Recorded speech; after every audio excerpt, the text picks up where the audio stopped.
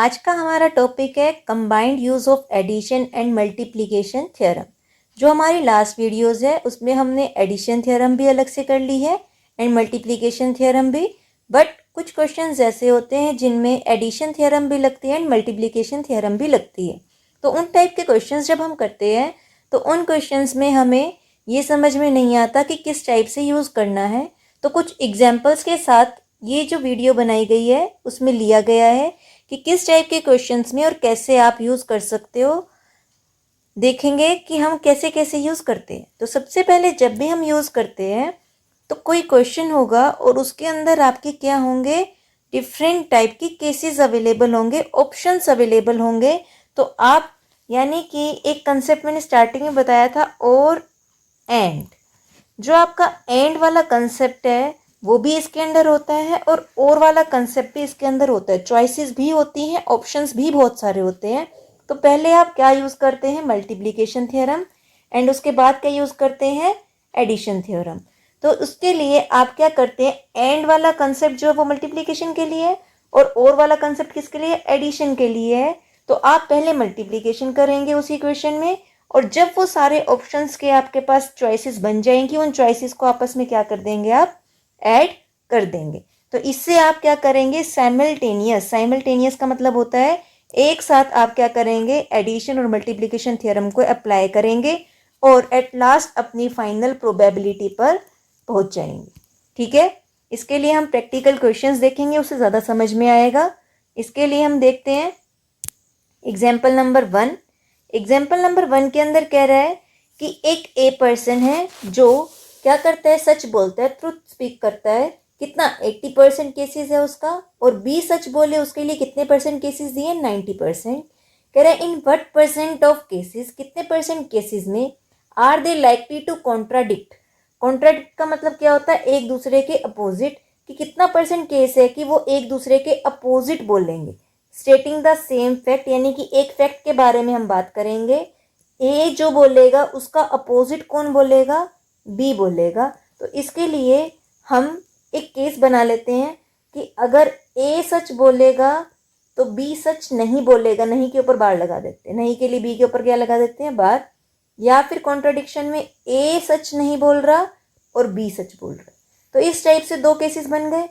तो हमने क्या करना है, इसके अंदर ए एंड बी दो ऑप्शन है, तो उसके लिए तो इन दोनों की प्रोबेबिलिटी जो है, एक के सच की और एक के झूठ की मल्टीप्लाई करेंगे।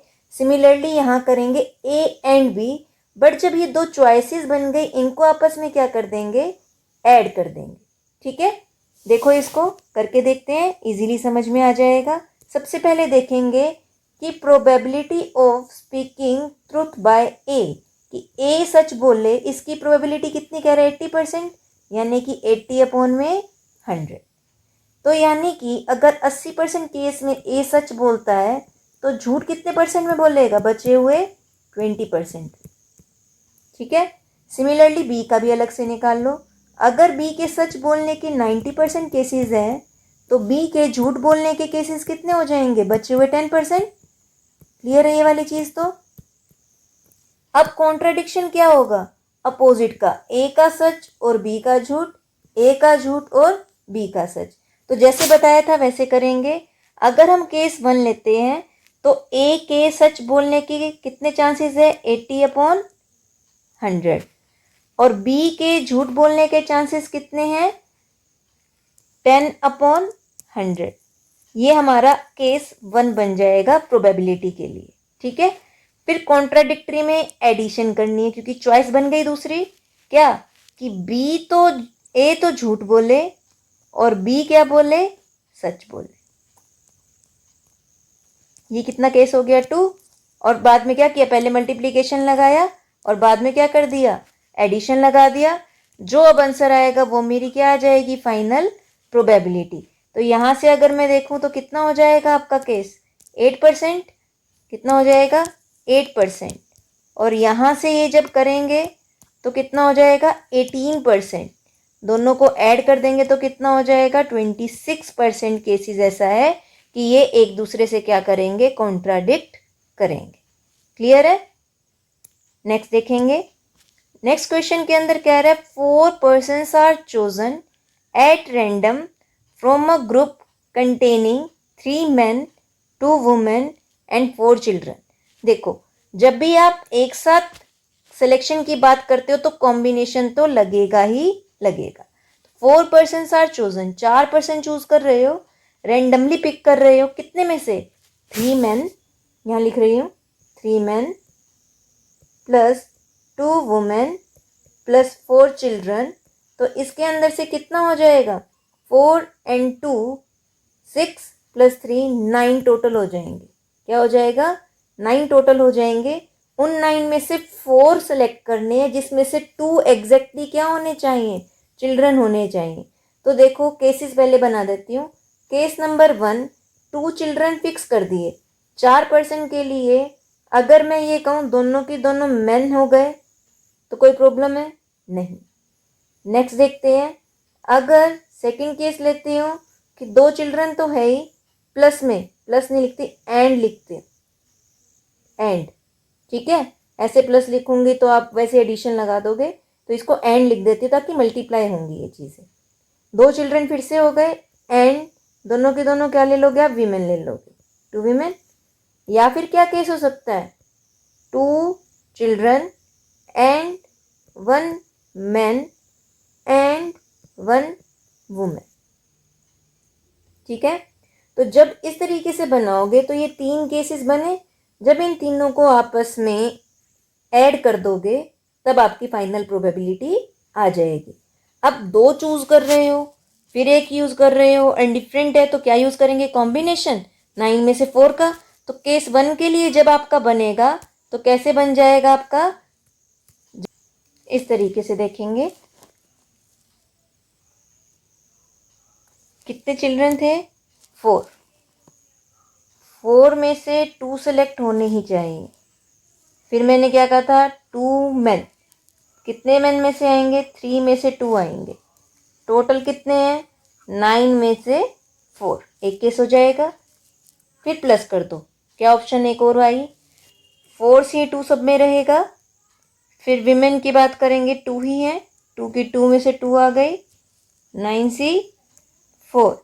एंड नेक्स्ट वन, जब हम यहाँ से करेंगे 4C2 तो हमारा कॉमन है ही, लेकिन अब 1 मैन में से एंड 1 वुमेन में से, ऐसे किया था, ठीक है। इनको सॉल्व करना हमने लास्ट वीडियो में सीखा हुआ है कॉम्बिनेशन को। इसका जो आंसर आएगा, इसका जो आंसर आएगा और इसका उनको आपस में ऐड करके जो आंसर आएगा वो आपकी क्या आ जाएगी? फाइनल प्रोबेबिलिटी आ जाएगी। नेक्स्ट देखेंगे। नेक्स्ट क्वेश्चन के अंदर कह रहा है कि एक मैन एक टारगेट को हिट करता है 4 टाइम्स आउट ऑफ 5, यानी कि अगर वो 5 शॉट देता है तो 4 बार हिट करेगा ही। किसका? एक ए पर्सन का। तो probability of A to shot the target 5 में से कितने? 4। तो मैं नोट वाले साथ साथ लिख देती हूँ, पता नहीं क्या पूछे। नोट कितना हो जाएगा? 1/5। फिर ऐसे ही देखो, बी पर्सन है, बी पर्सन शॉट करेगा कितना? कह रहा है 3 टाइम्स आउट ऑफ 4, तो 4 नीचे लिख दिया, ऊपर 3। तो कितने चांसेस है उसके शॉट ना करने के? बाहर से शो कर रहे हैं, 1/4। इसी तरीके से जब सी केस के लिए लेंगे तो क्या कह रहा है? ट्वाइस आउट ऑफ 3, तो उसके ना शॉट करने के कितने चांसेस हो जाएंगे? 1/3। प्रोबेबिलिटी निकालनी है कि एटलीस्ट 2 शॉट तो हिट करे, कम से कम 2। कम से कम 2 में क्या हो सकता है? मैं यहाँ केस बना देती हूँ। ए कर दे, बी कर दे, सी ना करे, ए ना करे, बी कर दे, सी कर दे, ए कर दे, बी ना करे और सी कर दे। ये केसेस बनेंगे। तो इनके बीच में अभी एंड है और इनमें आपस में क्या होगा? एडिशन।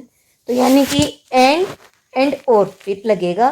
तो देखो, ए के हिट करने का 4/5, बी के हिट करने का 3/4, बट सी के हिट ना करने का कितना हो गया? फर्स्ट केस का 1/5 प्लस, नेक्स्ट देखो, ए के हिट ना करने का, बी के हिट करने का और सी के भी हिट करने का,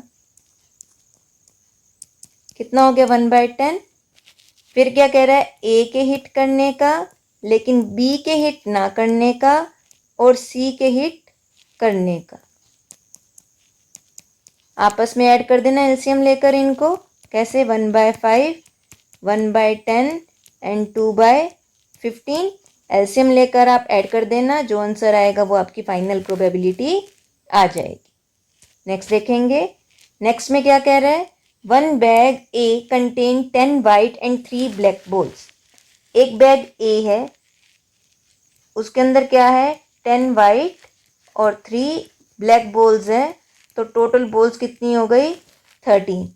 एक और बैग है बी, उसके अंदर 3 वाइट और 5 ब्लैक बॉल्स हैं, टोटल कितनी हो गई? 8 बॉल्स हो गई।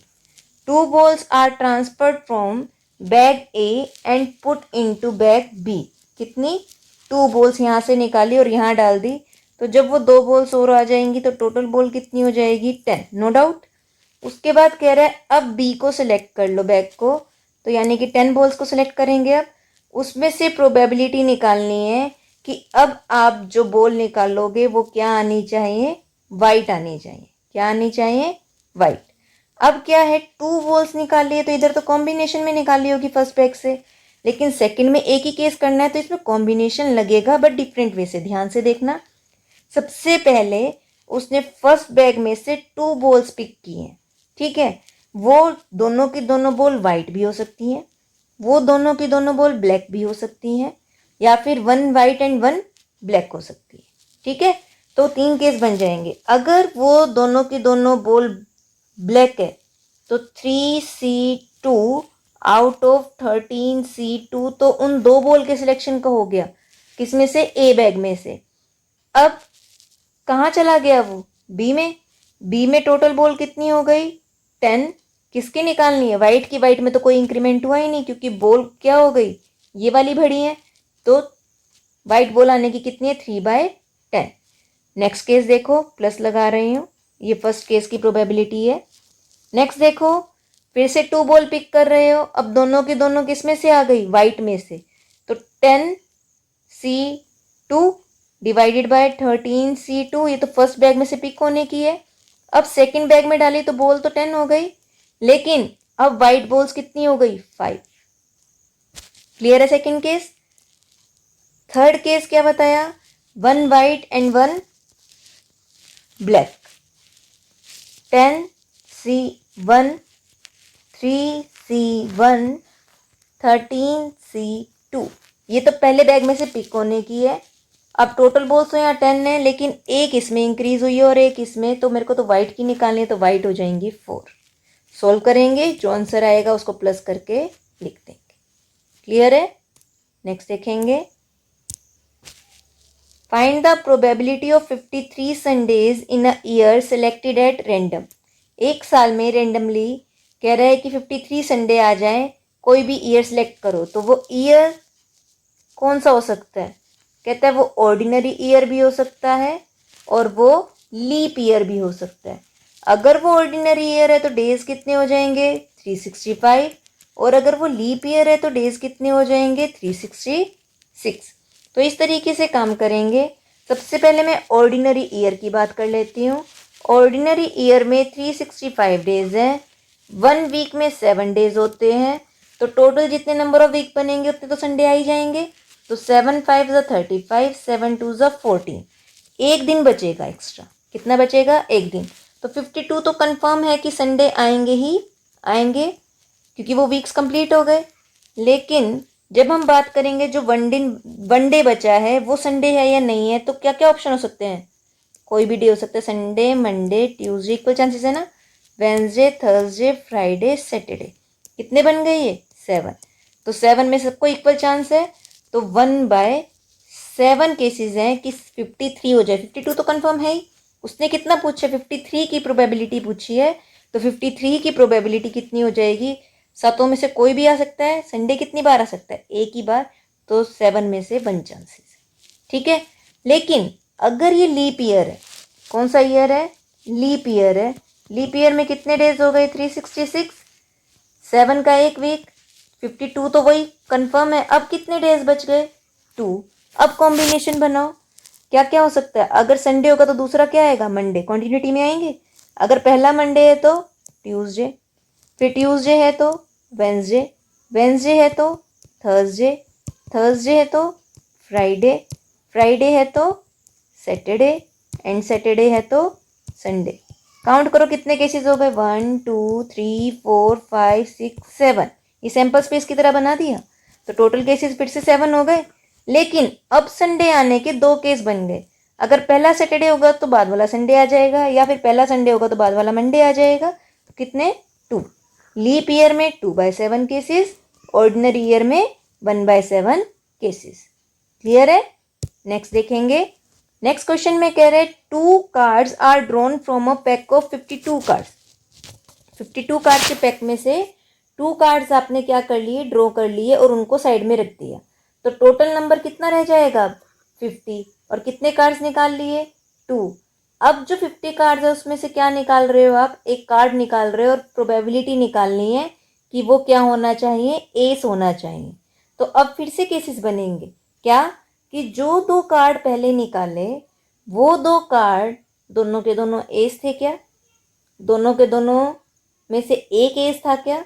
तो कैसे करेंगे, जो 2 निकाले हैं उसकी प्रोबेबिलिटी निकालेंगे कितने में से था। देखो फर्स्ट केस कि वो दोनों एस नहीं थे, यानी कि 48, जब भी 2 के या 3 के ग्रुपिंग में निकालते तो कॉम्बिनेशन लगता है। तो हम क्या कह रहे हैं, जो हमने कार्ड निकाले थे वो 48 में से निकले हैं, यानी कि 4 एस होते हैं ना, 48 में से निकले हैं 52C2। यानी कि वो 2 कार्ड, जब 52 में से 2 कार्ड्स निकाले वो किन में से थे, 48C2 में से थे। ठीक है। फिर कहता है अब कितने कार्ड रह गए, 50। तो एस कोई भी आ सकता है, तो 4 केसेस की प्रोबेबिलिटी हो गई। केस 2 क्या कह रहा है, एक कार्ड तो 48 में से था पर एक कार्ड कितने में से था, एस में से था। इस तरीके से 52 में से 2 कार्ड आ गए थे। ये तो वो 2 कार्ड के लिए हो गई। अब कार्ड कितने रह गए, वही 50, लेकिन एसिस एक वहाँ सिलेक्ट हो गया था तो कितने रह जाएंगे, 3। थर्ड केस कह रहे हैं कि वो दोनों के दोनों कार्ड ही एस थे, कितने में से, 52 में से। अब कार्ड कितने रह गए, 50, तो एस कितने रह गए, 2। तो जो ये आपका आया, इसको इसको और इसको आपस में प्लस करके जो फाइनल प्रोबेबिलिटी आएगी वो आपका क्या आ जाएगा, आंसर आ जाएगा। लास्ट क्वेश्चन देखेंगे। एक पर्स है जिसके अंदर 4 कॉपर एंड 3 सिल्वर कॉइन्स है। एक पर्स में क्या है, 4 कॉपर एंड 3 सिल्वर, तो टोटल कॉइन्स कितने हो गए, 7। किसमें, पर्स ए में। एक पर्स बी है या सेकंड पर्स कह दो, 6 कॉपर एंड 2 सिल्वर कॉइन्स है, टोटल कितने हो गए, 8 कॉइन्स। क्या कह रहा है, एक कॉइन को आप किसी भी पर्स में से निकाल सकते हो। तो पहली चीज तो अगर ए सिलेक्ट होगा तो भी हाफ चांसेस और बी सिलेक्ट होगा तो भी हाफ चांसेस। तो ए की सिलेक्शन के कितने चांसेस हो गए, हाफ। आपको क्या करना है, कॉपर कॉइन की निकालनी है। तो फर्स्ट के सिलेक्शन के हाफ और कॉपर कॉइन आने के कितने हैं, 7 में से 4 केस। फर्स्ट बैग का हो गया। सेकंड बैग की सिलेक्शन के भी कितने चांसेस हैं, हाफ। और इसमें कितने कॉइन्स है, 8, कॉपर के कितने हैं, 6। जो आपका आंसर आएगा इन दोनों को ऐड करके निकाल लो। ठीक है। आज की वीडियो में इतना ही करेंगे। हमारी नेक्स्ट कंसेप्ट को हम नेक्स्ट वीडियो में करेंगे। अगर आपको कोई भी प्रॉब्लम लगती है तो आप मेरी जीमेल आईडी पे कांटेक्ट कर सकते हैं। Thank you. Have a nice day.